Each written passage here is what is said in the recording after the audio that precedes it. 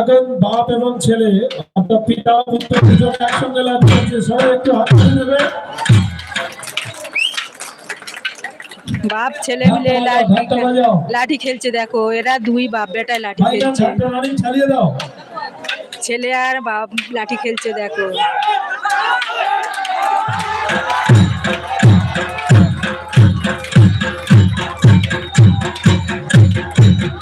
কে জেতে কে হারে, ছেলে আর বাপ দুজনাই লাঠি খেলছে দেখো।